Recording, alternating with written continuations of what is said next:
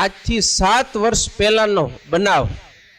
ભુજની બાજુમાં માધાપર ગામ, ત્યાંના ચમનભાઈ ઠક્કર સત્સંગી નથી, એને લગ્ન કર્યા, લગ્ન જીવન ચાલુ થયું, વર્ષો પર વર્ષો પસાર થતા ગયા, પણ ઘરે પારણું બંધાતું નથી, સંતાનની પ્રાપ્તિ નથી થતી। દોડધામ ચાલુ કરી, અહીંયા જાય ત્યાં જાય, માનતાઓ કરે, ડોક્ટરો પાસે જઈને તપાસ કરાવે, દવા કરાવે, કોઈ રીતે એને સફળતા મળી નહીં। 8 વર્ષ પસાર થયા। કેટલા? લગ્નને 8 વર્ષ પસાર થયા। અને પછી એને આપણા ભુજ યુવક મંડળની અંદર, હું તો આજે નામ સહિત વાતો કરીશું, હા, અને મહિમા તમે લઈ જો। આપણા કચ્છ સત્સંગનો રિવાજ છે, કોઈ વ્યક્તિનું ક્યારે પ્રધાનપણું લાવવું નહીં। પ્રધાનપણું કેનું છે? નરનારાયણ દેવનું। કદાચ હરિભગતની વાત આવે, સાધુની વાત આવે, એનો મહિમા ગવાય તો એનો મહિમા એના વતે, એટલે કે સાધુને હરિભગતને પોતા વતે નથી, નરનારાયણ દેવ વતે છે। એ નરનારાયણ દેવનો કોઈ નાનામાં નાનો હરિભગત હશે ને તો એ તાકાતવાળો ને બળિયો ને મહિમાવાળો હશે, પણ દેવનો હશે તો આપણા કચ્છી નરનારાયણ દેવ યુવક મંડળ ભુજ, એની અંદર યુવાન છે સંજયભાઈ અનમ, તમે ઓળખતા હશો।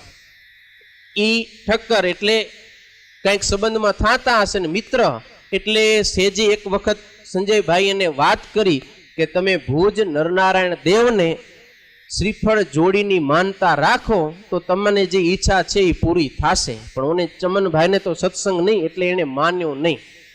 થોડોક સમય પસાર થયો ને ચમનભાઈની ઘરે કોઈક મહેમાન આવ્યા, અને એ મહેમાને ઈચ્છા કરી કે મને ભુજ નરનારાયણ દેવના દર્શન કરવા છે। એ મહેમાનને તો હાંચવા પડે, ઘરે આવ્યા હોય તો એને દર્શન કરાવવા માટે એ ભુજ આવ્યા। અને મહેમાન દર્શન કરવા ગયા, ચમનભાઈ તો હજી નીચે પગથિયે ચડ્યા નથી, અને ત્યારે ફરીથી આ સંજયભાઈનો એને ભેટો થયો। અને સંજયભાઈ પૂછ્યું, ભલા આજે તમે મંદિરમાં? તો કે જરીક મહેમાનને દર્શન કરવા તો લઈ આવ્યો। તે સંજયભાઈ કીધું, હવે આવી જ ગયા છો દેવના દરબારમાં તો દર્શન કરીને ખાલી તમે સંકલ્પ કરો કે જો મારી ઘરે પારણું બંધાય તો હું શ્રીફળની જોડ નરનારાયણ દેવને અર્પણ કરીશ। આટલી જો 2 નારિયેળ ખાલી એટલી તમે માનતા કરો, પ્રાર્થના કરો। સંજયભાઈ આગ્રહ કર્યો એટલે ચમનભાઈએ માનતા કરી કે જો મારી ઘરે પારણું બંધાય તો આપણે નરનારાયણ દેવને 2 શ્રીફળ વધેરવા।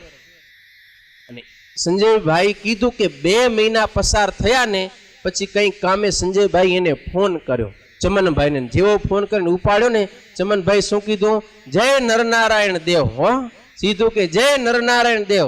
સંજયભાઈ કે કેમ, શું થયું? કે નકર પહેલા શું બોલતા, ફોન કરે ત્યારે વંદે માતરમ કે જય જલારામ કે એવું કહેતા, પણ જેવો સંજયભાઈ ફોન કર્યો ને કે જય નરનારાયણ દેવ, એ કે શું થયું? તો કે નરનારાયણ દેવ ફળ્યા। શું? એ કે નરનારાયણ દેવ ફળ્યા। 2 મહિના થયા છે મારી ઘરવાળીને, અને એ દિવસ પછી 7 મહિના પસાર થયા, અને એની પત્નીને 2 પુત્ર, એટલે એક દીકરો ને દીકરી એને પ્રાપ્ત થઈ। દીકરાનું નામ વીર અને એની દીકરીનું નામ વંશી। આજે 7-7 વર્ષના 2 દીકરો ને દીકરી છે। કેનો પ્રતાપ? આ ભગવાન નરનારાયણ દેવનો। આજે પણ તમે જાઓ અને સંકલ્પ કરો, ગમે એવું તમારું દુઃખ હશે ભગવાન નરનારાયણ દેવ ટાળશે, ગમે એવી તમને ઈચ્છા હશે સુખની ભગવાન નરનારાયણ દેવ પૂરી કરશે। એ નરનારાયણ દેવ ભક્તો તમને ને મને મળ્યા છે। જેટલો આપણે મહિમા સમજશું એટલો ઓછો છે। એ મહિમાથી મારું ને તમારું અંતઃકરણ ભરાઈ જવું જોઈએ, એનો કેફ, એનો આનંદ આઠે પહોર વર્તવો જોઈએ। આપણે કેટલાના દુખિયાના દુઃખ ભગવાન નરનારાયણ દેવે દૂર કર્યા છે। ભૂકંપ પછી જ એક હરિભગત હોસ્પિટલમાં દાખલ થયા, અને ડોક્ટરે પછી ના પાડી દીધી કે હવે તમે રજા આપી દે ને, રજા આપી દીધી કે હવે તમે આને બસ લઈ જાઓ, એમ મતલબ કે પૂરું થઈ ગયું। એટલે સત્સંગીઓ એટલે સેજી ઈચ્છા થાય કે હાલો છેલ્લી બાકી નરનારાયણ દેવના દર્શન કરાવી, એટલે એ જોડીમાં નાખી અને મંદિરમાં નરનારાયણ દેવની સામે લઈ આવ્યા। નરનારાયણ દેવના દર્શન કર્યા, હજી દેવની સામે ઊભા છે, નરનારાયણ દેવના દર્શન કરે છે। દર્શન કર્યા ને હરિભગતની બીમારી ત્યાં જ દેવની સામે જ દૂર થઈ ગઈ, અને હરિભગત સાજા થઈ ગયા। એનો પ્રતાપ નરનારાયણ દેવનો। અને એ નરનારાયણ દેવના પ્રતાપની જ ચરણ રજ હોય ને ખાલી નરનારાયણ દેવની, આજે પણ આ બધા સત્સંગીઓ જાણે છે, કંઈ પણ નાનું મોટું દુઃખ હોય તો તરત પહોંચી જાય દેવના દરબારમાં, પૂજારી સંતોને કહે છે અમને ચરણામૃત આપો, ચરણ રજ આપો, અને તમારા શરીરમાં ગમે એવું અંગ દુખતું હોય, ગમે એવો રોગ હોય, પણ મહિમાની સાથે જો તમે લગાવો ને તો તમારા ગમે એવા ભયંકર રોગ છે ને એ દૂર થઈ જાય. પણ એ ચરણ રજ ક્યારે કામ કરે છે? જ્યારે મહિમા હોય છે ત્યારે. આ યાદ રાખજો. જેમ બાળકના હાથમાં સોનાનો બિસ્કિટ એને કાંઈ કામ નથી આવતો, કેમ? તો કે મહિમા નથી. એ જ દેવની અંદર પ્રતાપ નથી ખૂટ્યો. દેવ એટલા જ પ્રતાપશાળી છે, પણ મારામાં ને તમારામાં એ દેવનો મહિમા જો ખૂટ્યો હશે ને તો એ દેવ થકી જે કાર્ય સિદ્ધ થવું જોઈએ એ મને ને તમને નહીં થાય. કારણ કે શાસ્ત્રનો નિયમ છે યસ્ય યાદૃશી ભાવના સિદ્ધિર ભવતી તાદૃશી. જેની જેવી ભાવના હોય એને એવી સિદ્ધિની પ્રાપ્તિ થાય.